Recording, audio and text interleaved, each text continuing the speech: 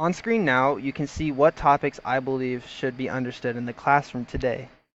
The first one is using online platforms to help communicate with students. The second one is using online visuals to engage with students.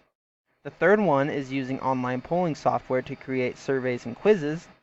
The fourth one is using online tools to show students how to use their time in the right ways. The fifth one is being able to use your school's online technology. The sixth one is being able to tell what work has been stolen.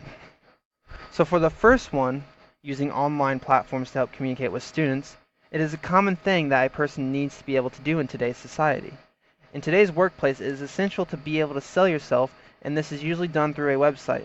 You need to be able to email people, as most of the time you cannot talk to them face to face. Communication is the key to understanding each other.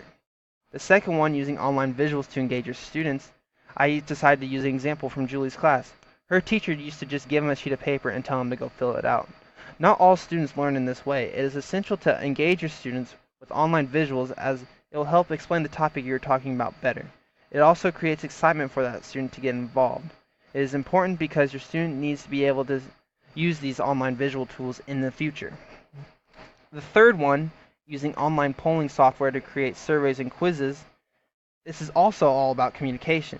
You as teachers need to be able to make sure that your students are picking up on what you're saying in class.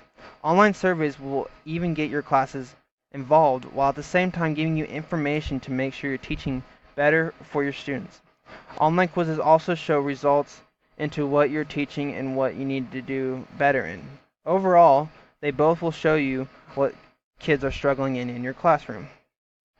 The fourth one, using online tools to show students how to use their time in the right ways. Time is very limited in the classroom. You have to be able to maximize your time to be a successful teacher. Your students also need to maximize their time, as most of them do other things besides just homework and school. Showing them how to use time management skills online will help them to find better ways to use their time well. It is also very vital for them to understand these kind of tools in the future. The fifth one is being able to use your school's online software. As teachers, it is your responsibility to be able to show how you can use your school's software. I've experienced way too many teachers that do not know how to use their tools in front of them, and as a result, when a student has to go turn something in, they do not know how to turn it in. You need to be able to use the software and show your students that you know what you're doing. It also teaches your students the correct way that you want things done in your classroom. The last one is being able to tell what work has been stolen. Teachers need to know what the students are using as resources. Teachers also need to make sure that the students are thinking on their own. There's softwares out there that identify what is stolen from what is not. Students need to have critical thinking skills to be able to solve problems, and it's your job as teachers to be able to recognize when they aren't and to show them how to avoid it the next time. Overall, these are the 6 skills I believe teachers should find important in the classroom that will lead to them being better teachers.